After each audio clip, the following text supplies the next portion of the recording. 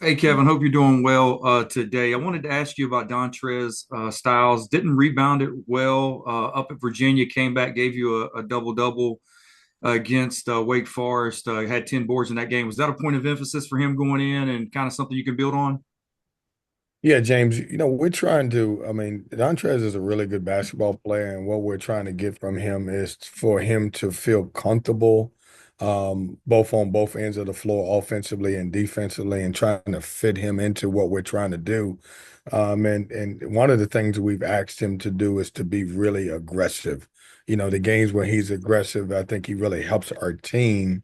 And I thought he did a really good job at Wake Forest. One thing I talked about is that he had not played well on the road, and I needed him to be a little bit more assertive on the road. And certainly, I thought he was one of the bright spots in the game on Saturday. And just to follow up, I thought he did well at times on Salas defensively, and I'm not certain if that's a matchup he's typically drawn for you, kind of like a on ball guard. Did you notice that as well? I did. I thought he did the best job on him, and that's something that we will continue to look at in the future.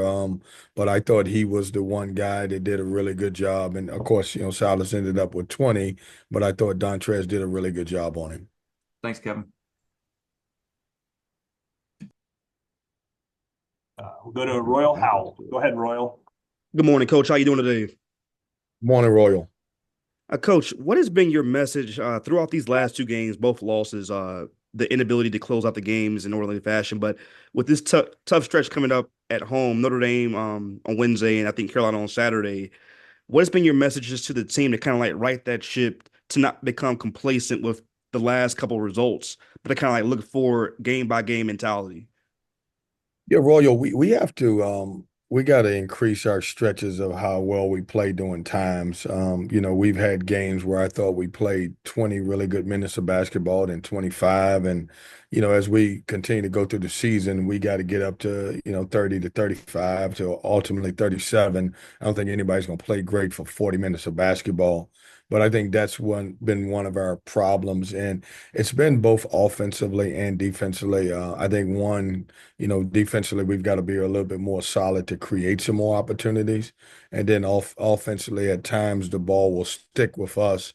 And so we're continuing to preach that we have to, stay consistent. We've got to get, better play for more than just 20 minutes. Because if you watch us, for 20 minutes, we're really good. And sometimes it's not the straight 20 minutes. It's, 10 in the first half and 10 in the second. But just consistency is what we preached on about. What has been like the attitude from the players, just like in practice? Is like, are they responding how you want them to after a tough loss? And if not, what can they do to kind of be a reflection of yourself? Start Wednesday against Notre Dame. Yeah, no, our attitude's been great. The good thing about our team is they understand where we have to get better at, and certainly we haven't practiced yet. We were off yesterday, but the approach has been after a loss, we have really, got into practice and really worked and really gotten better in some areas, and we'll continue to do that. We got to get back to being a little bit more stingy on the defensive end, and then our shots will fall offensively. Thanks, Coach. See you Wednesday. Mark Berman, go ahead. Good morning, Kevin. Wanted to obviously the non-conference part of the season did not go too well for the ACC. You've been around this league a long time now. Why do you think that turned out to be the case? It's weird. I don't know. It's one of those things where, I thought we had some moments. Some of them will be matchup. I'll be honest with you. I eventually would love to see, and I don't know if we'll ever get a chance to see this. I'd love to see the NIL numbers of the SEC versus ours to see if that has anything to do with some of the different players. I don't know if that'll ever be public. That could be one thing, but the one thing I will say about our league is though we didn't perform well, in the non-conference, typically when we get in conference, we get better. And then we've always, as you saw with us last year, we've showed very well in the NCAA tournament. But I would love to see if that makes a difference. That's become, unfortunately for everyone, that's become the number one recruiting tool, NIL. So I'd love to kind of see some numbers and see if that has anything to do with it. May have a lot to do with it, may not have anything to do with it. And how much do you worry that because of that non-conference showing, it's going to be, here we go again, another five-bid league come March? Well, unfortunately, it's been like that for a couple of years for us in league play, and I think we just have to continue to play, continue to get better, and whatever teams we get in, obviously have always done well. But I don't think we can control anything other than how we perform on the floor, and obviously getting our teams or whoever gets in to be prepared to play in the tournament. Thank you. Noah Fleischman, go ahead. Hey Kevin, when looking at the film of the last two games, what have you learned based on that you saw the second time after watching it rather than, seeing it live? Yeah, I would just say no consistency. I mean, you look at, Virginia, and they're all different. The Virginia game, we were all 14, and then the second half, I just didn't I think we lost our intensity. Wake Forest game was very similar to Kansas game. You get down 13 to 15, and then you battle back. And at both games, it was a 6-point game at halftime and an 8-point game at halftime. We just have to get past the stretches where we don't play well. If I could cut out those stretches, then we'd be undefeated right now. And I know a lot of coaches can say that part of it, but we got to get better in certain stretches where we're struggling. And then just to follow up, at Wake Forest, you said the team was still learning each other a little bit as you work through it. Hitting the halfway point soon, is that, a concern at this point of the season, or is you comfortable kind of, where that is at? I don't know. I don't know that you can ever tell me after what we did last year about timing and all that other stuff. I mean, it takes some teams longer than others. So for me, it's not a concern. I think every team at some point, if they continue to get better, I think that it's no timetable when they start playing really good basketball. And for us, obviously, we didn't start until we got to the ACC tournament. Now, I'm not saying that's going to happen for this team, and I'm not hoping for that. But at this point, I'm not concerned, no. Jaden Watson Fisher, you are up next. Go ahead.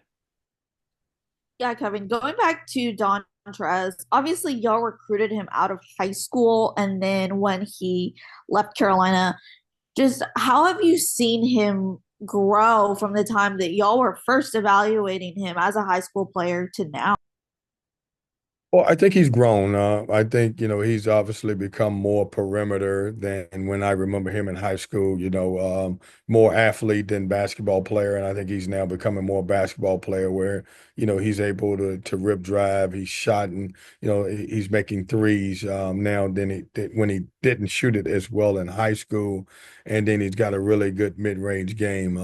The tough thing about him is he's had to learn in the last few years 3 different systems, and so we take that for granted, and so it takes a little longer for some guys to get going. David Teal, go ahead. Kevin, since you went there on NIL, you know what your budget is. What are, and I'm sure you hear things. What do you think? How do you think it compares to the SEC's? Well, I don't know what theirs is, David. I need you to print something, and I need you to figure out what everybody's getting, and then everybody on this call will be happy with you. But I don't know. I honestly don't know. And I made the statement, and it may come back at LACC is higher, but we all know that's not true. But I have no idea. I'll be honest with you. And that may be when Mark asked the question, that may be one of those things that I would love to see how it's translating to on the court, and obviously how it affected the SEC ACC challenge. And it may be as simple as it didn't affect it at all, but I would love to see the numbers. So I'm challenging you, David, to find me some numbers so we can figure that thing out. So agents aren't telling you numbers from the SEC. Well, of course they are. Numbers it's a couple guys that I couldn't get, but no, they're not telling me what everybody's getting. No. All right, we'll get one final question from JC Zemble. Go ahead, JC. Looking back at almost this time last year, you guys played Notre Dame. It was a very tight, low-scoring game. Michael O'Connell was still coming off the bench. Mohamed Diarra was barely playing in some of the games. Do you ever look back and say, okay, last year we put the pieces together. Now it's the same kind of process this year with your 8 newcomers? Yeah, JC, it's always going to be a process, and it's funny because I watched that game yesterday, and I was like, man, how different were we at that point? We had no identity. We was trying to figure it out, and we got better that game, and things changed certainly after that game a little bit. But it's the same thing here. When you have so many new pieces, the unfortunate thing for us, I was talking to my staff this morning is that we really only had one consistent starter from last year's team at the end. That was Michael, and everybody else is playing a completely different role.